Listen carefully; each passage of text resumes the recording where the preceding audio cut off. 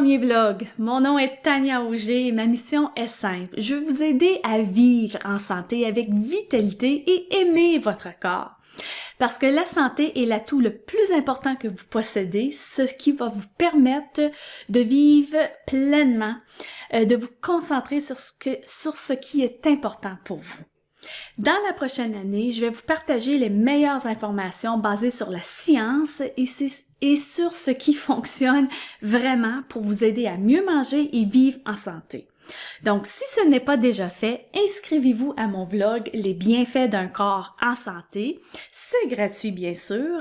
Et sachez que je partage des solutions, des trucs, des stratégies, sans compter des offres cadeaux additionnelles, juste avec mes abonnés.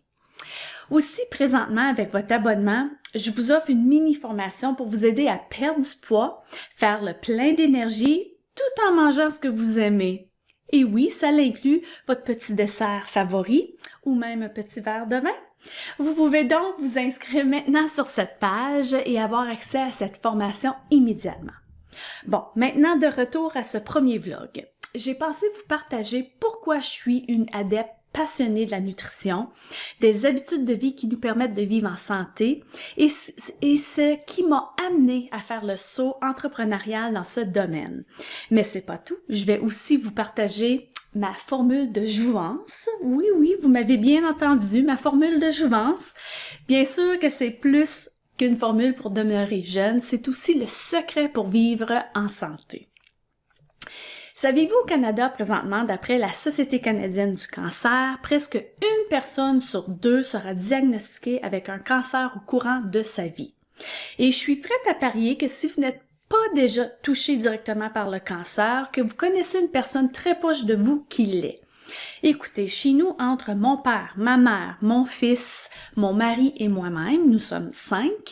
2 d'entre nous avons été touchés par le cancer, ma mère et mon conjoint.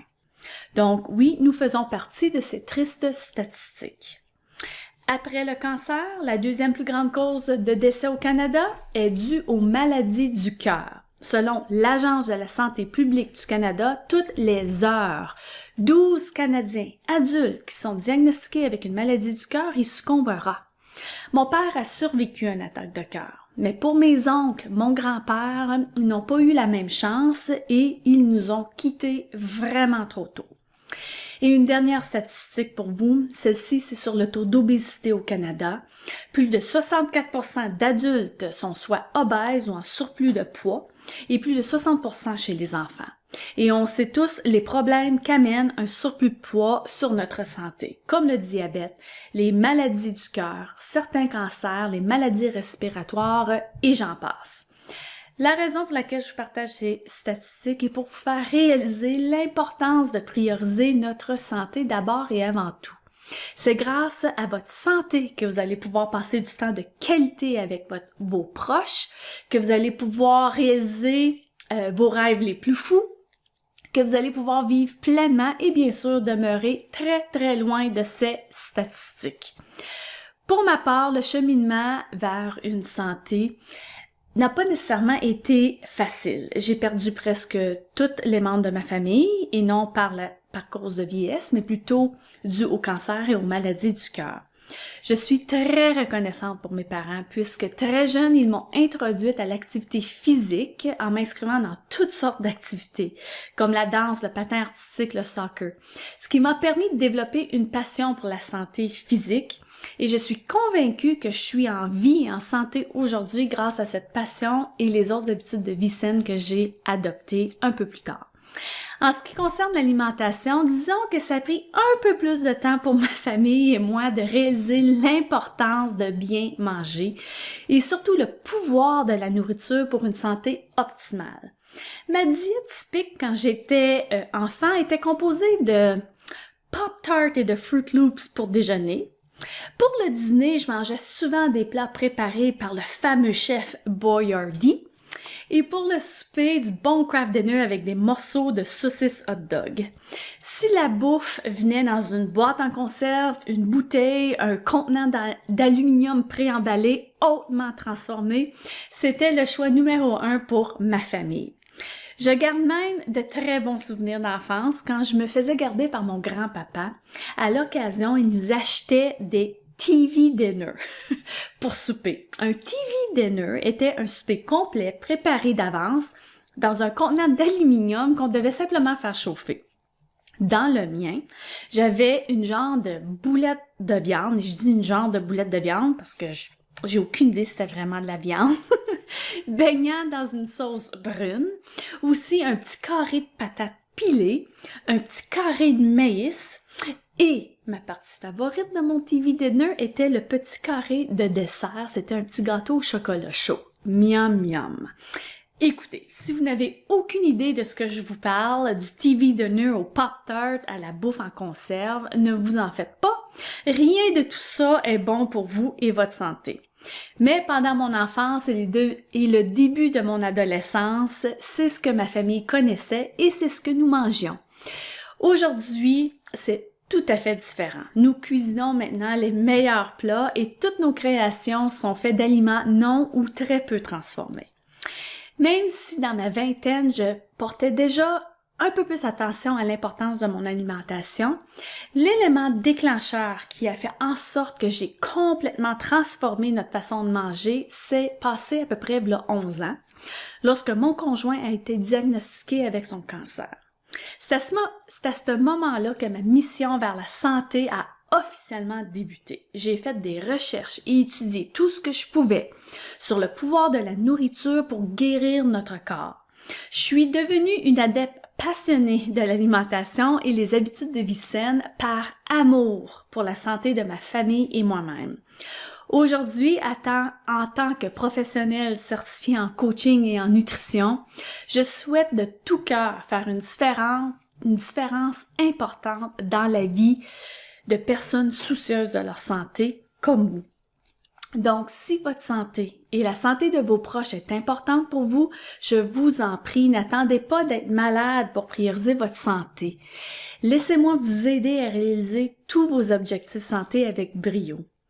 Je termine ce vlog avec ma formule de jouvence. Donc, pour vivre en santé et demeurer très très loin des statistiques que je vous ai partagées un peu plus tôt, pour gérer votre poids efficacement, guérir votre corps, prévenir les maladies, faire le plein de vitalité, vous le savez comme moi, il n'y a pas de pilule magique. Il s'agit simplement de décider qu'aujourd'hui est le jour que vous priorisez votre santé en suivant ma formule de jouvence.